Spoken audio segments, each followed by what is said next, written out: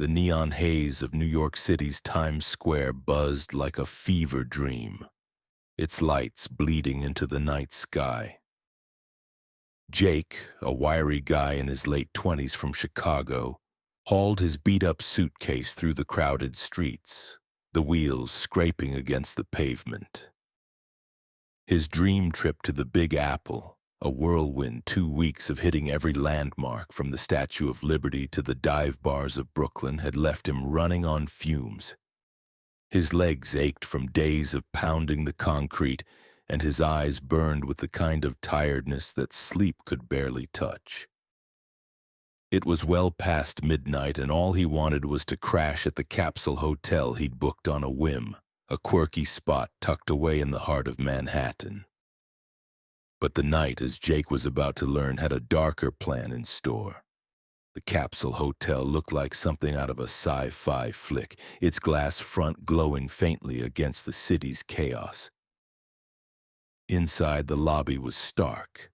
White walls, a lone fern in a pot, and a night clerk who barely looked up from her phone. She handed Jake a wristband stamped with Capsule 616 and a key for a locker that was way too small for his overstuffed bag. He mumbled a thanks, his voice rough from exhaustion, and headed to the showers. The lukewarm water did nothing for the knots in his shoulders, but it was a start. All he could think about was crawling into that pod and passing out. The capsule room was eerie, like stepping into a morgue designed by Apple. Rows of sleek, coffin-like pods stacked floor to ceiling, each one glowing faintly with a soft blue light. It was quiet, save for the low hum of the AC, but the air felt heavy, like it was holding its breath. Jake found Capsule 616, slid open the door, and crawled inside. The space was tight, just enough room to lie down or sit up, with a thin mattress and a control panel of buttons he didn't bother to figure out. He kicked off his sneakers, pulled the sliding door shut, and watched a faint green light flicker on outside, marking the pod as occupied. His head hit the pillow and the world faded to black. Sleep came fast, a heavy, dreamless pull. But it didn't last. Maybe 10 minutes passed before a sound clawed him back to consciousness. A voice, low and steady, seeping through the pod's thin walls. It was a woman, he thought, her words tumbling out in a relentless stream, no pauses, no breaths. Jake lay there, eyes half open in the dark, trying to make sense of it. Was she on the phone, practicing a speech? The language wasn't English, too guttural, too fast, with hard, rolling R's that didn't sound like Spanish or anything he'd heard in the city. German, maybe? Or something older, stranger. The longer he listened, the more it unnerved him, like the voice wasn't meant for anyone to hear. Jake groaned, dragging a hand over his face. He was wiped out, days of walking 10 hours straight, hauling his suitcase through subway stations, skipping meals to squeeze in one more museum. His body begged for rest, but that voice wouldn't quit. It went on for what felt like forever, a half hour at least, each word blending into the next until it was less of voice and more of force pressing against his skull. He tried shoving the pillow over his ears, but it was no use. Every time he started to drift, the voice sharpened, yanking him awake like a hook. Irritation simmering, Jake fumbled in the dark until his fingers found the control panel. A faint click, and the pod glowed with a dim, sickly light. He spotted a dial labeled white noise and cranked it up. A storm roared to life, rain hammering, thunder rolling loud enough to drown out the voice. It was still there, faint, like a whisper under the waves, but Jake could deal with that. He let out a shaky breath, dimmed the light, and sank back into the mattress, the storm wrapping around him like a shield. But the shield didn't hold. 10 minutes later, a new sound tore through the rain. A wail, sharp and piercing, like an air raid siren gone feral. It wasn't part of the white noise. It was coming from the pod next door. Jake's eyes snapped open, his pulse spiking. The wail twisted, rising and falling, a sound so raw it made his skin prickle. It wasn't human, not entirely. Beneath it, the voice kept going, that same unbroken stream of words, now layered with the wail in a way that felt wrong, like two signals crossing in a bad dream. His mind scrambled for answers. Was she hurt? Crazy? But the voice hadn't stopped, not for a second, and the wail was too steady, too deliberate. It was 2 a.m., and Jake's nerves were fraying like old rope. He'd had enough. His body was a lead weight, his brain fogged with exhaustion, but anger burned through the haze. Whoever this was, they knew damn well how thin these walls were. They knew they were keeping everyone awake. "Shut the hell up," he yelled, slamming his fist against the wall. The impact stung his knuckles, but it felt good, a spark of control in the chaos. Silence fell heavy and sudden.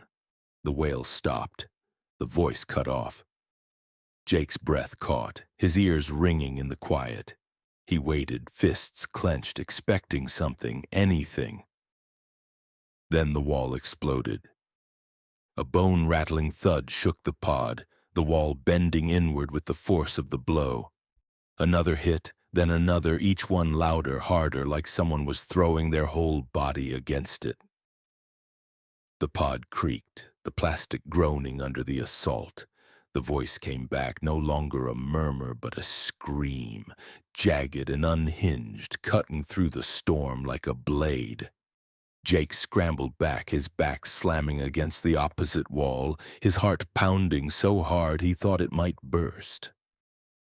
The blows kept coming, relentless, rhythmic, the wall buckling with each one.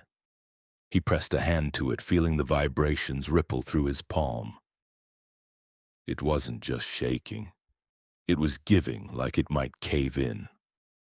"What the fuck?" Jake shouted, but the scream swallowed his voice.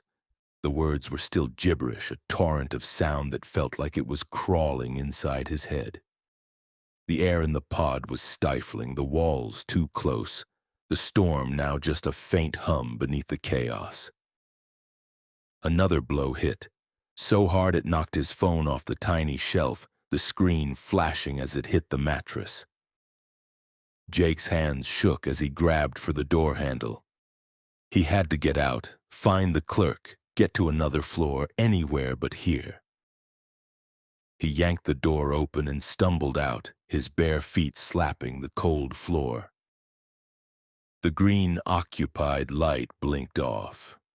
The banging stopped. The scream died. The silence was worse, thick, unnatural, like the room was watching him. Jake froze, his breath hitching. His eyes flicked to the pod next door. The indicator light was off. His stomach twisted, a cold sweat breaking out across his skin.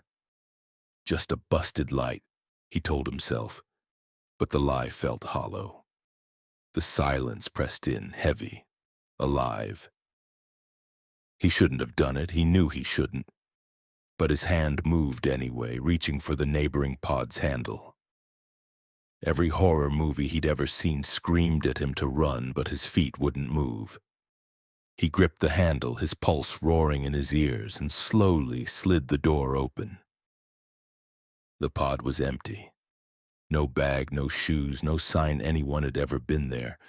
Just a bare mattress and a dead control panel staring back at him. Jake's breath came in shallow gasps. He checked the light again, still off. The air felt wrong, colder, like it was clinging to him. He backed away, his eyes darting around the room, half expecting something to lunge from the shadows. Grabbing his sneakers, he bolted for the locker room, leaving his suitcase behind. He spent the night on a bench under the harsh fluorescent lights, every creak of the building making him flinch. Dawn broke, gray and heavy, the city's hum filtering through the walls. Jake dragged himself to the lobby, his wristband clutched in a trembling hand. The clerk was there, her eyes flicking up from her phone, narrowing as she saw him. He tried to explain, his voice cracked and uneven. Last night in 616, someone was screaming, banging on the walls, but the pod next to mine, it was empty. The clerk's face stayed blank, but her hands paused, her fingers tightening around the edge of the counter. She took the wristband, turning it over in her hands. Her eyes widened just for a second before she schooled her expression.